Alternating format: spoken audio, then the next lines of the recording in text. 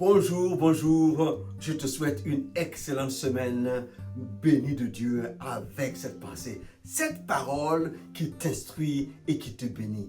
Il s'agit de la parole de Dieu. Cette parole, quand elle entre dans notre cœur et quand nous la possédons, nous la serrons bien, elle nous conduit à vivre ce que le ciel a prévu pour nous. Elle nous conduit dans notre destinée. C'est ce que Dieu veut pour toi et pour moi. La Bible nous parle de l'histoire d'un homme. Il s'appelle Abraham. Il s'appelait Abraham avant. Il vivait comme ses contemporains. C'était un idolâtre. Il faisait ses sacrifices comme les autres. Il vivait sa vie comme il le pouvait. Et à 75 ans, il entend une voix. C'est l'Éternel qui vient lui parler. Mais cette voix, elle était différente. Ce Dieu qu'il entend était différent de tous les dieux qu'il servait jusqu'à là. Et cette voix a attiré son cœur. Et cette parole était claire. Quitte ton pays, quitte ta patrie, quitte la maison de ton père, vers un pays que je te conduirai. Et là, je te bénirai. Je rendrai ton nom grand. Je te donnerai une grande postérité. Oh, quelle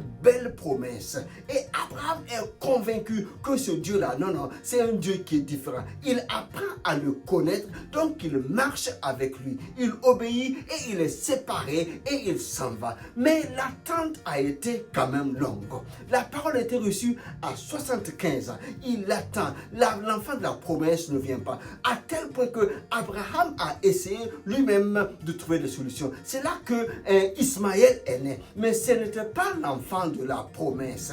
Et à l'âge de 100 ans, en fait, Isaac naît. Mais quand il a 100 ans, ça fait 25 ans qu'il a attendu. Mais à l'âge de 100 ans, humainement, il ne pensait plus qu'avec sa femme, il aurait un enfant. Mais pourquoi Dieu a attendu si longtemps? C'est pour qu'il n'y ait aucun doute. Ce n'est pas un hasard, non. C'est la parole qui a été dite 25 ans plus tôt qui est venue à accomplissement. Quand cet enfant est né, Abraham comprend que non, ce Dieu-là est vraiment différent. C'est l'Éternel. Quand il dit quelque chose, quel que soit le temps qui passe, il accomplit ce qu'il a dit. Sa foi a été réconfortée dans la parole, dans l'instruction entendue. Mais quelque temps plus tard, tu connais l'histoire, Dieu lui dit: donne-moi ton fils, ton unique, donne-le-moi en sacrifice. Oh, quelle parole terrible. Mais Abraham se dit: non, si l'Éternel qui m'a donné cet enfant me le redemande, c'est qu'il doit avoir une sorte de résurrection. Il obéit, il va avec Isaac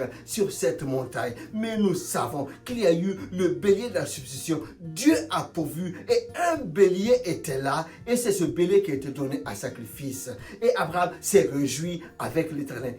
Et Dieu lui a dit: puisque tu as obéi à ma voix, je te bénirai. Tu auras une grande postérité. Et toutes les nations de la terre seront bénies par toi. Et ta postérité possédera la porte de ses ennemis. Pour toi et moi, nous savons qu'il y a eu quelque chose. Une substitution. Jésus, la parole faite chair, est mort à la croix pour nous.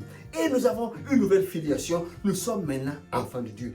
Alors que nous sommes nés de lui, nés de cette parole, nous devons marcher en conformité avec cette parole. C'est là que nous rentrerons dans notre postérité, que nous posséderons la porte de nos ennemis. Nous avons une alliance avec Dieu, c'est vrai. Le Saint-Esprit est là pour nous aider à marcher selon ce que cette parole nous enseigne. Il est important que nous puissions collaborer avec l'Esprit de Dieu qui nous donne d'appliquer notre cœur à l'obéissance à la parole et pouvoir posséder ainsi notre héritage. Nous vivrons les délices du royaume parce que l'Esprit de Dieu est là. Alors, marchons avec fidélité et croyons que cette parole est une instruction et une bénédiction pour nous.